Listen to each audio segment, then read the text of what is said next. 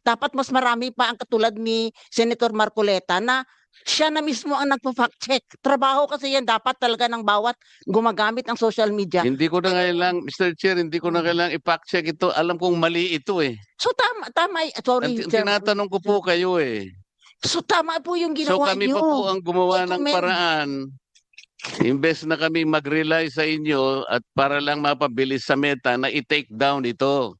Okay, hindi po namin kino-question kung ano po yung trabaho ng fact checker. Madam fact checker, lahat po ng ito hindi totoo eh. So ito pong dalawang natitira, kami na naman po ang gagawa ng paraan para lang ma-take down ito. Yung pong dalawa kasi na-take down na namin. Pero kami lang po ang gumawa. Hindi po ba kawawa naman kami? Sige po, Miss Ellen. Opo. Yung ginawa niyo. So Hindi ko po sinasabi sa inyo, Mr. Chair, kung tama ang ginawa ko o hindi. Kinukwento ko po sapagkat kailangan po namin gawin para hindi ma-mislead ang tao. Kaya lang nagpapatulong po kami sa inyo na sana kahit wala kaming gawin, merong mga opisina gagawa ng mga ganito para sa ating lahat. Para sa kapakanan ng buong mamamayang Pilipinas. Ang sabi po nitong pang-apat na fake news, Yarina Marcoleta na bigla sa mabigat na hatol sa kanya. Tanggal na sa Senado. Hindi pa po alam ng Senate President ito eh. Siguro What are we going to do with this fourth fake news? hihingin na po Harap kayo natin. lahat. If the senator will Sandali na send po. the link. Hihingin na po natin ang statement po ng ating SP para maisulat nyo na po. Totoo po bang wala na sa Senado? Hindi po, buhay na buhay. Ito, kasama po namin. Yan po, galing na po sa bibig ng ating Senate President. Yung binabanggit ni Yusek Precious Hipolito. Pero sa mga susunod na araw pa siguro magkakaroon ng katuparan yan. Pero may binabanggit kayo mga fact checkers ngayon eh. Opo. Katulad ko po, Mr. Chair, napakarami pong mga fake news na iniugnay po sa akin. Ito pong isa, kapungka nito ay Orly Gutesa, Break Silence. Pinilit lang ako ni na Defensor at Marcoleta. Ito po yung isa, no? Pangalawa po ay ito po, napakaraming fake news ang lumabas. Ito po nakalagay pa po. Dear Rodante Marcoleta, sabi po niya, bakit pinag-iinitan mo ang tradisyon naming mga Katoliko? Ito po ay Noche Buena raw. Pero excited makatanggap ng Christmas bonus. Sa totoo lang, Mr. Chair, wala naman po akong binabanggit ng kahit ano tungkol sa Noche Buena. Ito po ay lumitaw, makaraan na pag-usapan na meron yatang nagsabi na opisyal ng ating gobyerno na ang 500 pesos ay kasyang-kasa sa Noche Buena. Wala po ang kinalamanan doon sa pagkakapahayag noon at bigla pong lumitaw lahat ng mga fake news laban sa akin. Yan po yung pangalawa. Ang pangatlo po, ayaw po talagang tumigil. Ilagyan po ako ng litrato. Parang inaabutan ako ng Red Horse ni dating Pangulong Duterte. Ayan po.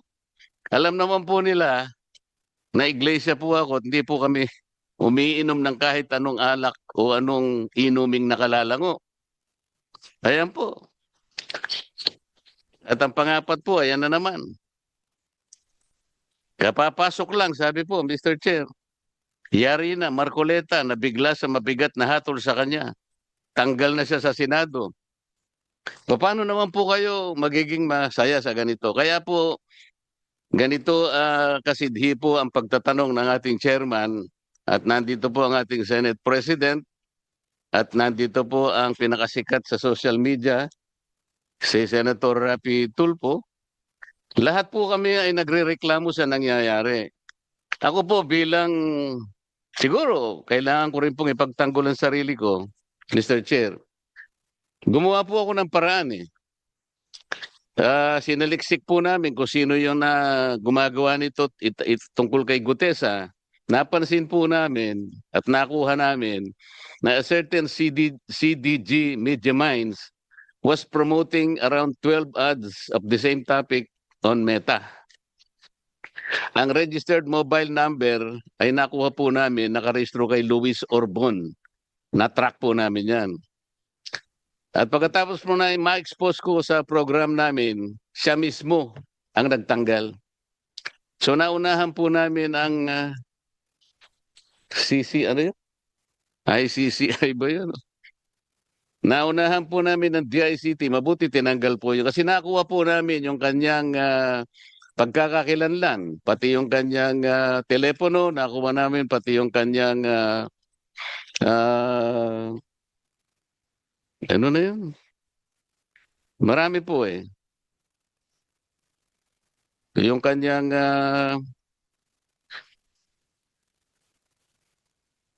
magkakakilanlan sa kanya. Yung, Ginagamit sa Facebook. yung email address po niya, pati website niya, nakuha po namin. Kaya siya na po ang nagtanggal. Pagkatapos, ito pong Noche Buena, ganun din po ang ginawa namin. At iniulat din po namin sa aming contact sa Singapore na baka sakaling, ito po, inalis niya rin.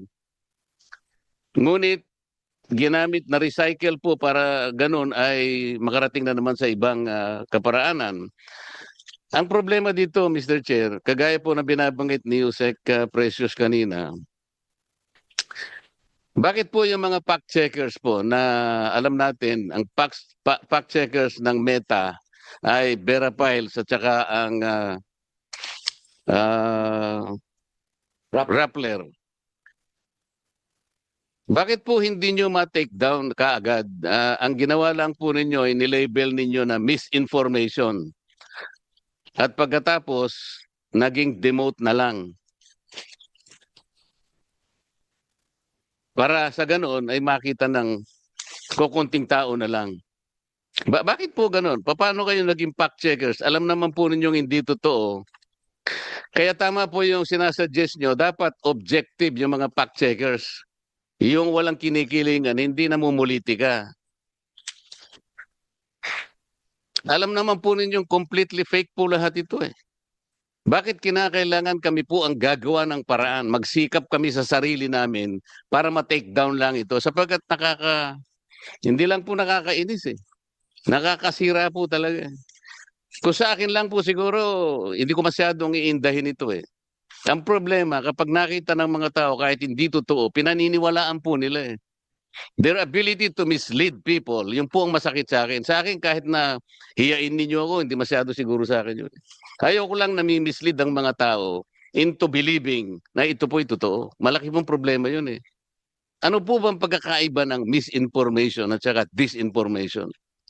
Secretary Mon Ilagan, kasi sinabi mo kanina misinformation. Wala po akong nakikitang pagkakaiba ng dalawa na yon. Kung misinformation, they're getting the wrong facts altogether. Disinformation, ganun din. They tried to mislead people. Kahit pagbalik-baligtarin nyo yung dalawang salita na yon, iisang kahulugan nun. They will get the facts wrong for people to be misled. Period. Walang mapapakinabang doon. Why can't the fact checkers in the meantime do something?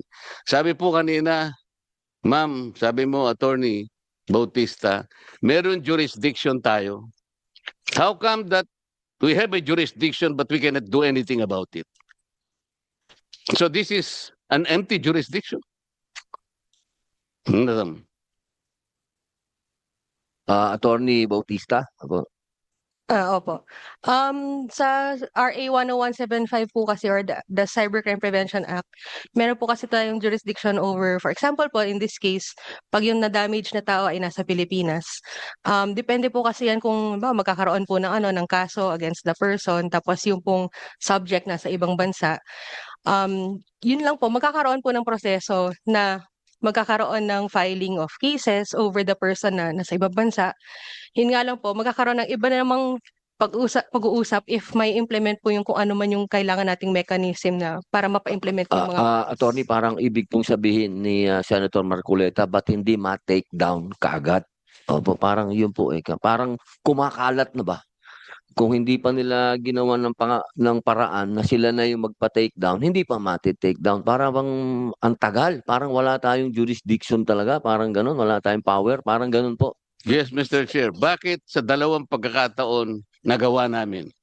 Dahil lamang sa pagsisikap namin na hindi mamislead ang tao, kami na ang gumawa. Ito po ang paraan, alam nyo naman eh. I-report ng user sa Meta sa Singapore. Meta Philippines delegates it to our third-party fact-checker.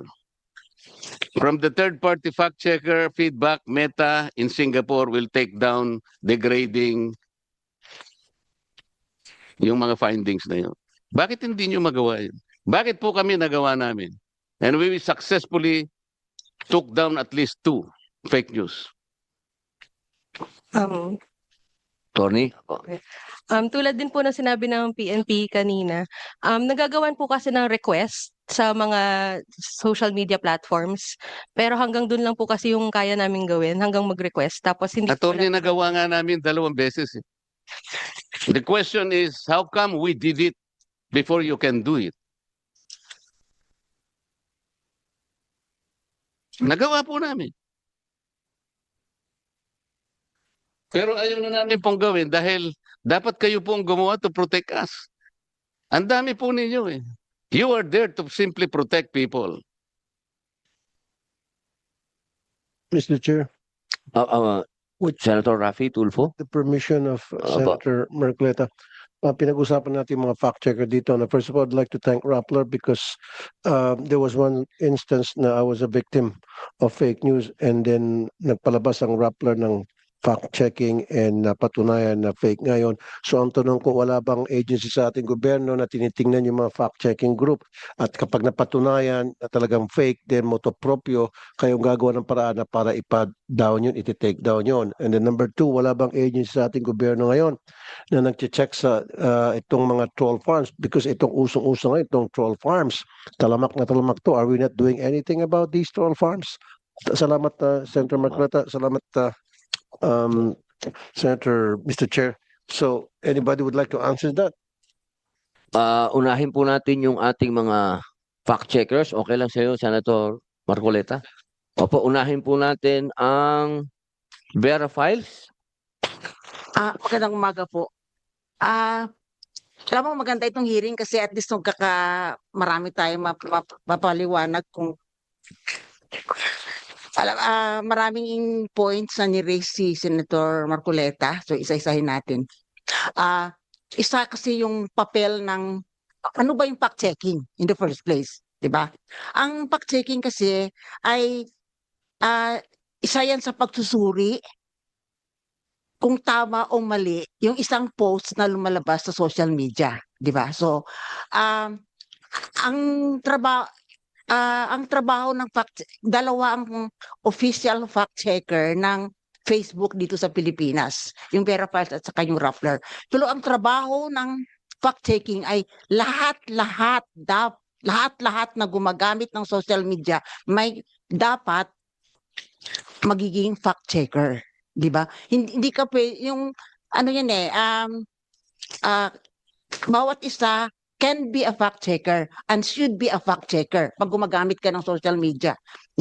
So, ang ginagawa sa ano kasi sa fact-checking arrangement tama yung sinasabi ni Senator Marcoleta na ang fact-checking arrangement namin sa Meta, di ba? Kina-classify namin pag may na ano dito?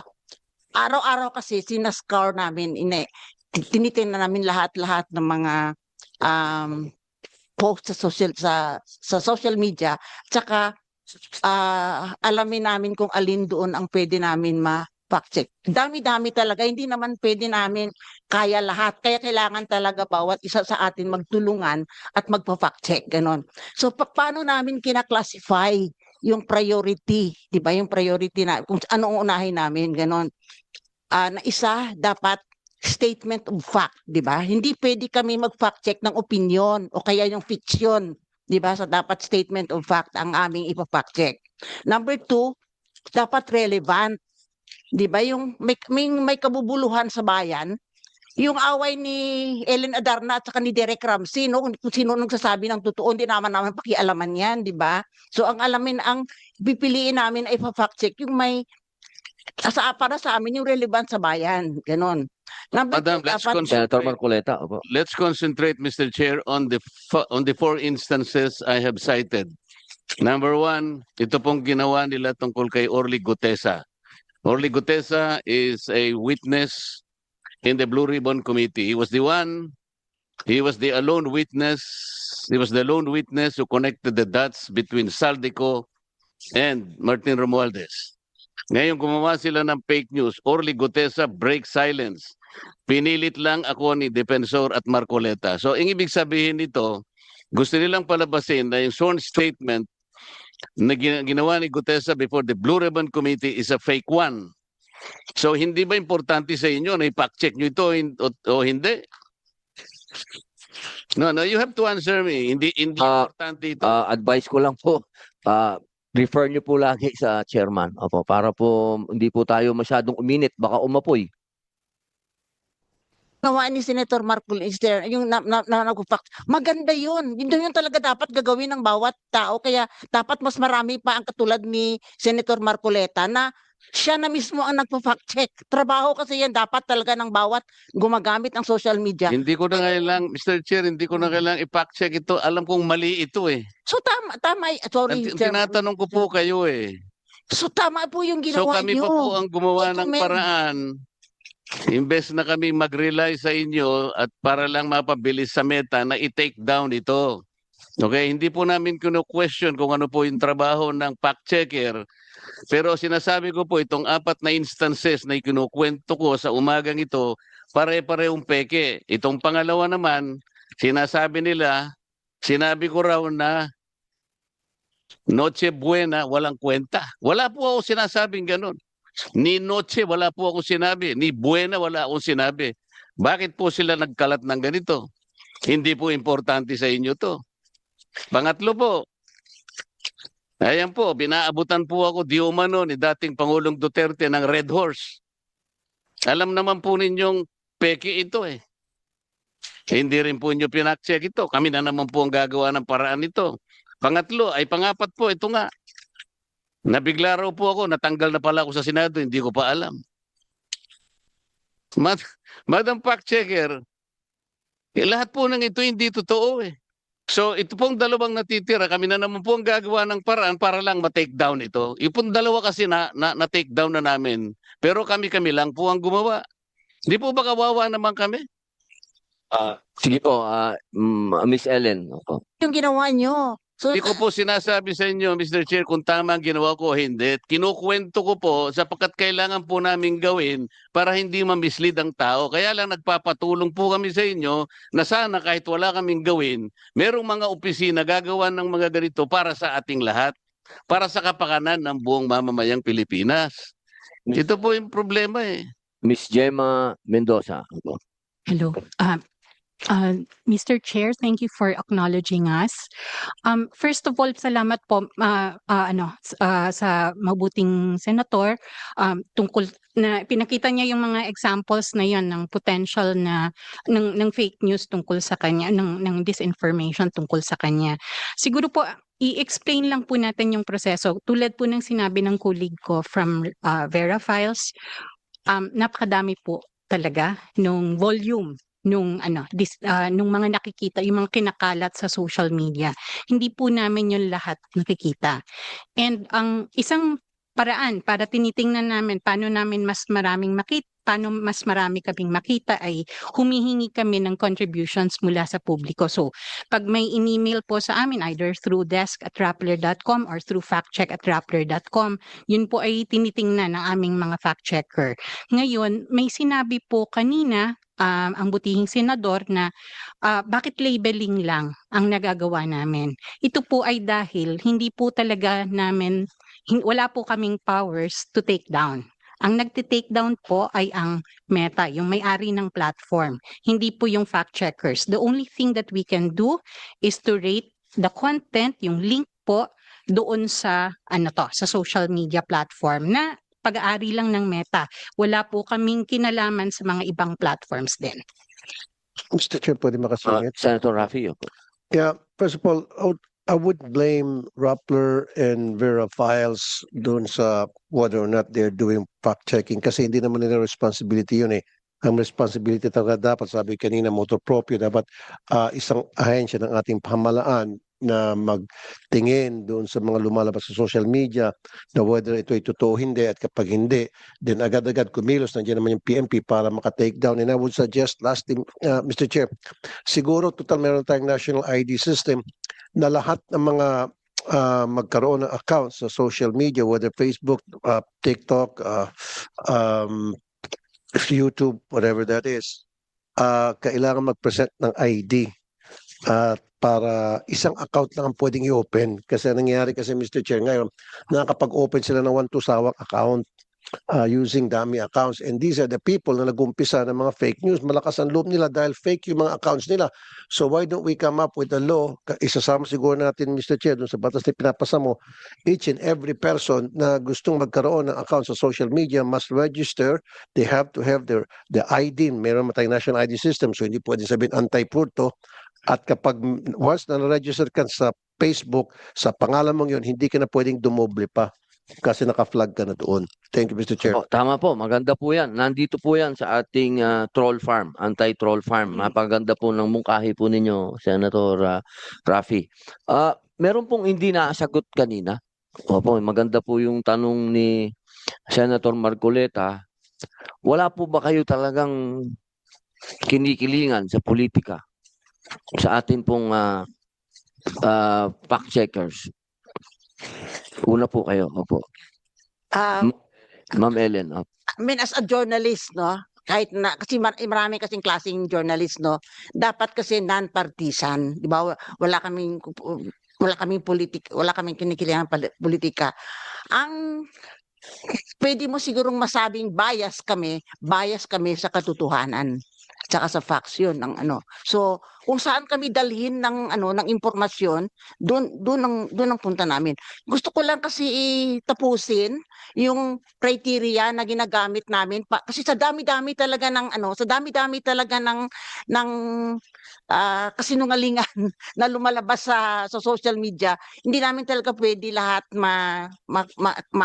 hindi pwedeng iasa sa fact checkers ang laban sa disinformasyon, di ba? So dapat talaga bawat isa sa atin yung lahat-lahat natin gumawa ng ating para. So di ba nasabi ko na kanina na dapat yun statement of fact, yung hindi yun fiction, hindi yun opinion, yung ang dapat namin i-fact check. Ang pangalawa is yun nga yung relevance, di ba? Dapat may ang pangatlo is that timing, di ba? Yung tawag dito, yung hindi history ang aming ipafact check na nangyari pa nung panahon pa ni Magellan, di ba? Ganon. So, yung dapat timely, di ba? Yung isa pa is that halimbawa po ngayon, Ma'am Ellen, narinig nyo na po kay Senator Marcoleta yung mga bagay na ikinakabahala niya. Yun po ba mabibigyan po ng panahon sa inyo para ma-fact check nyo po yun? Oo naman. Oo. Opo yun. Marcoleta, ano po ang masasabi ninyo? Bibigyan daw po nila ng panahon yung 4 na issue sa inyo. Ito pa kasi. Isa pa kasi Salamat. kailangan yung nasabi namin feasibility. Dapat titingnan namin kung kaya namin yan ma-debunk, ano ba yung debunk sa Tagalog? Mapawalang saysay nyo po. Ano po yan? At least, no? Opo. At least within 24 hours. Kasi ang purpose kasi ng fact-checking is to stop the spread of falsehood para mahinto yung pagkalat. Kasi kung marami namang pwede naman kasi mag-investigative journalism ka na pwede kang abutin ng 1 buwan, di ba ganon? Pero sa fact-checking kasi, kailangan ang purpose mo kasi doon para mahinto yung pagkalat kasi sa... Yun nga po ang gusto po ni Senator Marcoleta. Virality kasi, importante kasi yung in just in a few seconds, nagba-viral yan eh. So, importante, ma-stop mo. So, kung hindi namin yan yung kung feeling namin kailangan pa maraming mas marami pa kaming kailangan para ma-debunk yun, ganun. Ipapasa namin yun sa team na pwede siguro mag-investigative journalism, ganun. So, yun ang mga Opo. Di, criteria. katulad po ngayon, ma'am, nasabi na po sa inyo ng harapan na sinasabi niya fake news yun. Pwede po ba niyong i-debunk Titingnan yan? namin kung mag-fall doon sa criteria. Tapos ito pa, hindi kami nagti-take down, di ba? Sabi ka ni Gemma, kami ay nagka-classify false, fake, misleading, mga ganon. So, isasubmit namin yan sa Facebook. Facebook ang nagti-take action. Hindi kami Medyo pagka nagdi-delete, ganyan po hindi kami katagal kasi, nagti-take down. medyo matagal yan, ma'am. Mr. Tagal. Chair, Ano naman? Sige po, Senator Marcoleta. Minsan, dun sa 24 hours. dun sa 4 na fake news na aking inilahad ngayong umaga, yung dalawa po ay hindi ko na pwedeng pasalamatan ng Vera Files kasi kami po na-take down na namin nang hindi sila nakatulong. Pero kailangan pong malaman po ninyong lahat na bago po namin nagawa yon, ini-email po namin kasi yung Vera Files at saka yung Rappler, pero yung Rappler binibigay rin sa Vera Files. Pero napakabagal po talaga yung action. Kaya doon sa unang dalawang sinabi kong fake news, kami na po talaga nakipag-coordinate at successfully nagawa namin.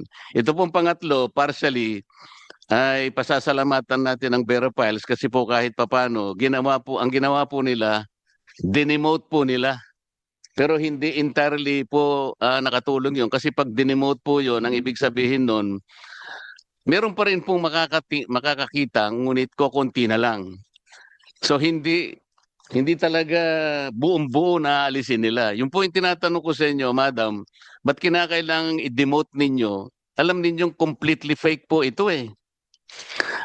Talaga pong hindi kayo ang nagte-take down, alam namin yon. Ngunit kapag kayo nakipag-coordinate sa Meta sa Singapore, sila pong magte-take down. Kagaya po ng ginawa namin sa unang instances. Yun po yung aming gustong sabihin sa inyo. Bakit kami nagawa namin? Samantalang kayo ang may direkta pong may communication. Bakit kailangan po natin pagtalunan pa ito? Kasi siguro si Gemma. Miss Gemma Mendoza. I-clarify lang po natin. We don't communicate with, it would be impossible for us to communicate with Meta for every piece of thing that we rate. So we don't do that. Ang ginagawa lang po namin, ang interaction namin is through the platform they have, which is the platform that is made available to fact checkers. Yung action po nung yung action ng pag-demote, that is done by Meta when a rating is when a rating has been submitted. And that is their algorithm already that works on it. Now, yung question po about so like halimbawa po yung kanina nabanggit na yung isang content was manipulated. Definitely po if that was submitted to us, then we would have looked at it. So isa po yun sa mga tinitingnan namin talaga. Ngayon, hindi po talaga lahat nagagawa kasi kaunti lang po talaga kami at hindi naman po yun lahat matitingnan ng mga fact check. Mr. Chair, ako po naniniwalang hindi po nyo kaya lahat tingnan.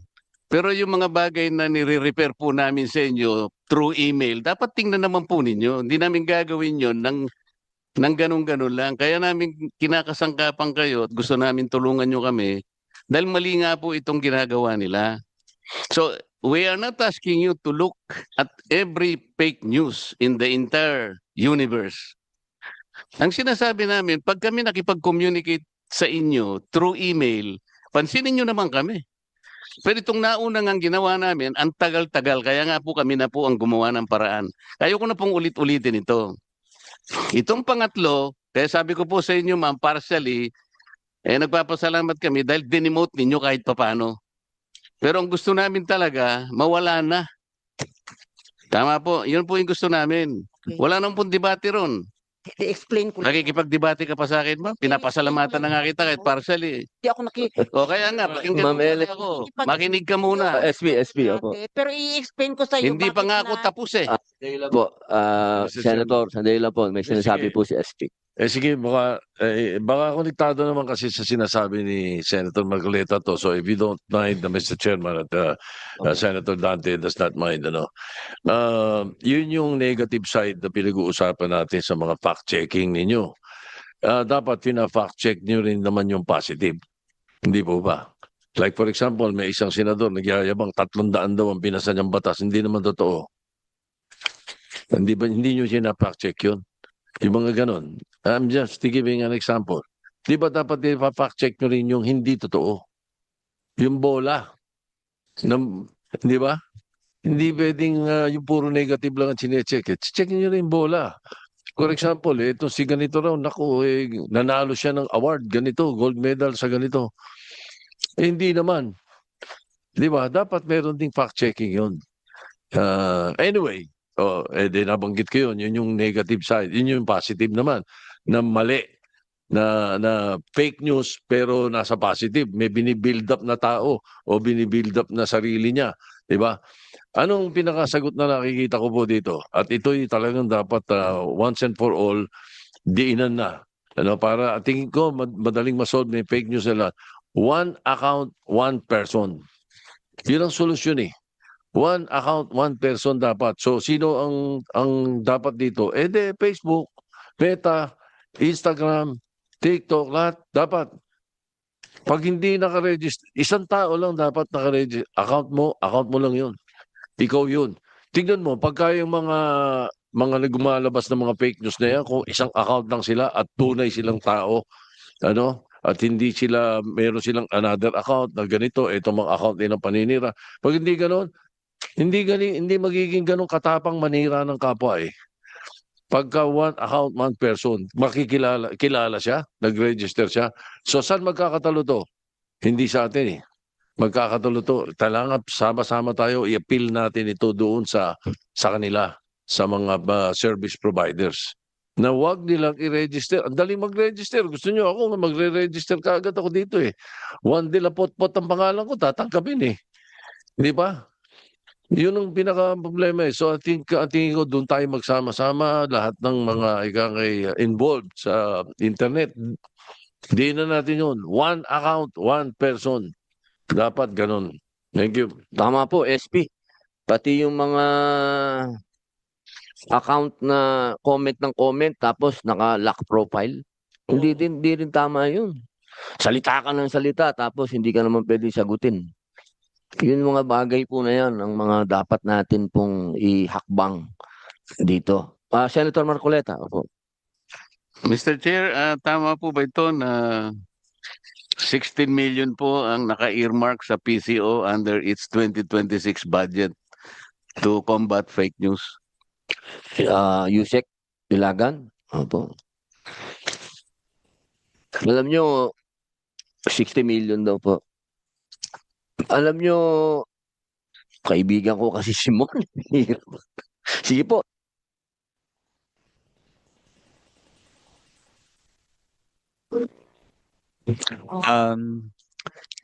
Sorry, sir. I'm just checking lang the data, Senator. We're just fact-checking the data. But there's no specific Kasi about the po, fake news. kaya po tinatanong ito dahil kung hindi po nyo mate-take down ng mga fake news na nire-report namin, nandito po ang ating Senate President. Baka tanggalin po niya yan. Ilagay na lang po natin sa makakatanggal po ng mga fake news sa madaling panahon. Hindi po yung nagtatagal. Habang nag-aantay po, mag-aantay po We're just tayo checking po, Senator. ng sagot po ninyo. Baka po merong gustong idagdag yung mga fact-checkers po natin sa punto po kanina tungkol sa political alliance. So, wala pong political alliance sa inyo. Wala po. And we regularly disclose the list of fact checks that we do every year. So the other thing po na note ko lang po dito is pag may link po na sinubmit, so baka lang po I was checking our email, baka lang po sir walang na-submit na link and that was probably the reason why it was not fact checked. Tapos baka po pwedeng sa next na meeting may meta dito. Opo. Mr. Chair, siguro, sabi niyo po kasi kanina hindi lahat na-fact check ninyo. So, is it a problem of competence or your ability to fact check all things that go to the internet? Kasi kung talagang imposible naman yon, so what is a fact checker for? Kung hindi nyo naman talaga mapafact check lahat. Kagaya ng nangyayari po ngayon. Ano po yung limitations ninyo, if there are limitations? Yung fact-checking po, tulad po ng sinabi ng aking colleague, is that it's an exercise that we started doing because there's posting online. There are people posting online. And siguro ilang million po nung mga Pinoy ang nagpo-post online on a given day. So yung ganong volume po talaga, hindi po talaga kaya yon ng nung isang small organization na tulad namin. But what does Facebook do with yung yung mga sinasubmit namin? Supposedly they're using their algorithms to look for similar content similar to the ones we have already rated. But I cannot speak po, Mr. Chair, for Facebook. Meta needs to speak for itself because hindi po kami yung hindi po kami yung platform. We're only fact-checking what we see and what we can reasonably fact-check. Mr. Chair, we were informed that Veraphiles and Rapplers are the ones employed by Meta to be the fact checkers. That is true, Mr. Chair. So We you have an admitted- arrangement. You admitted the obligation for Meta to fact check. We do not have, Mr. Chair, the obligation to fact check all content on Facebook. That is impossible, and we don't even Kaya nga see all tinatanong ko content. po sa inyo, what is your limitation kung meron? Kasi sabi niyo, you are a fact checker. Mm-mm. So, kung hindi nyo lahat mapa-fact check, ano po yung limitations para malaman namin? The limitation is volume, as I mentioned po, Mr. Chair, and that's the reason po why, as my colleague was pointing out, So lahat po we talaga. probably fall on the limited area of your fact-checking responsibility. Kagaya nito, 4 lang po yung sinasabi ko, pero hindi pa na fact-check on time. And it needed us to do it all alone by ourselves para lang po maproteksyonan kami. Mr. Chair, when I just checked my inbox and I was looking for the link to those posts. I don't see links to those posts when I checked my inbox. It's possible na hindi po namin siya nakita. So, if the good senator would send us the links to those posts, we will have a look at them. As we do when we receive emails concerning these things to fact check. So Mr. Chair, it is the problem of Meta itself. Kasi kami po, nag-email kami sa Meta. And I think Meta simply endorses to you as fact checkers. Kung hindi dumating po sa inyo, talagang may problema po tayo, Mr. Chair. Pinaka-problema talaga ang Meta. We can show you the emails that we have sent to Meta because of this. Kasi importante sa atin na wag ma-mislead ang ating mga kababayan. Napakarami po talaga nilang nilalabas. Mr. Chair, that's why we post all the fact checks of Rappler. They have a message at the bottom. May message po sa bottom where we tell people where to send us links for fact checking para kung sakaling hindi po namin nakita sa dashboard na binibigay ng Meta, ay may opportunity pa kaming makita beyond that. So yun po yung ginagawa namin. The fact checkers are limited in the sense that they cannot totally fact check anything that goes into the internet. We are in this situation at present. So magtatagal po bago natin ma-address lahat ang problema na may kinalaman sa fake news. Sa ngayon wala po tayong magagawa. Is that the state of affairs now? With respect, Mr. Chair, this is why we are here in the hearing today. Our suggestion, in fact, and one particular action point po kasi na kailangan mangyari. Kasi before po, there used to be more access to data in the platforms. Sa ngayon po, over the past years, that access has been reduced. So we have difficulty seeing like like actually searching for content already that is similar to things we see. We have already fact checked. So isa po sa mga sinasuggest nga namin yung transparency, the platforms need to be compelled to share data that will make it possible for third parties, hindi lang po yung mga fact checkers, but also other third parties to audit what is being amplified within these platforms. We don't see everything. So, Mr. Chair, while we are talking, what happens now with the fourth fake news? Naunahan po si Senate President.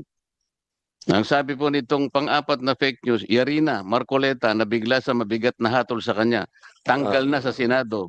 Hindi pa po alam ng Senate President ito eh. Siguro What are we going to do with this fourth fake news? hihingin na po Harap po kayo natin. lahat. If the senator will Sandali na send po. the link, Hihingin na po natin ang statement po ng ating SP para maisulat nyo na po. Totoo po bang wala na sa Senado? Hindi po, buhay na buhay. Ito, kasama po namin. Yan po, galing na po sa bibig ng ating Senate President. Sana po sa lahat po ng may social media, sana po mapakalat na po na hindi po totoo yan at isang fake news yan. Opo. Hingin ko lang po sa lahat na total na sagot na po at malinaw na hindi kayang i-take down kaagad. Medyo yan po ang pagbibigay natin ng tuunan ng pansin ngayon